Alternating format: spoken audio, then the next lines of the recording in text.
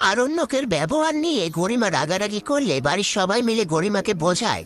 এরপর সুরঙ্গমা গরিমাকে বলে, তুমি একবার আরণ্যককে গিয়ে দেখে এসো। সুরঙ্গমার কথা শুনেই গরিমা আরণ্যকের ঘরে আসে।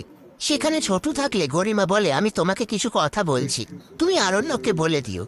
তখনই আরণ্যক চোখ খুলে তাকায়। ছোটু বলে, তোমরা কথা বলো, আমি এখান থেকে চলে যাচ্ছি। এরপর গরিমা আরণ্যকের সাথে রোশনাইকে দেখে সেই নিয়ে কথা শোনায়। আরণ্যক বলে, আমার ভুল হয়ে গেছে। গরিমা বলে, আমি আর তোমার সাথে কোনো সম্পর্ক রাখবো না। আরণ্যক বলে, এরকম কেন বলছো? গরিমা বলে, আমার কথা কি তোমার একবারও মনে হয়নি? আরণ্যক বলে, আমি তো তোমাকে ভেবে রোশনাইকেই জড়িয়ে ধরেছিলাম।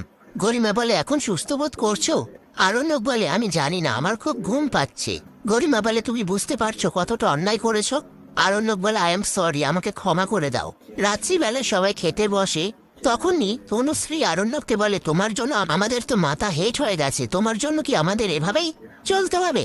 এই নিয়ে কথা ওঠে। আর ঠিক তখনই মৌসুমী বলে, আমি একটু মিনিকে গিয়ে খাইয়ে আসছি, ও আজকে সারাদিন কিচ্ছু খায়নি, না খেয়ে হয়তো শুয়ে পড়বে, এখন না খাওয়ালে। তনুশ্রী বলে, ও তো বারবার খায়। মৌসুমী বলে, ও তো একেবারে খেতে পারে না, অল্প অল্প করে খায়। পাশ থেকে ছোটু বলে, তুমি যাও না, গিয়ে খাইয়ে এসো, কিছু লাগলে আমি তো এখানে আছি।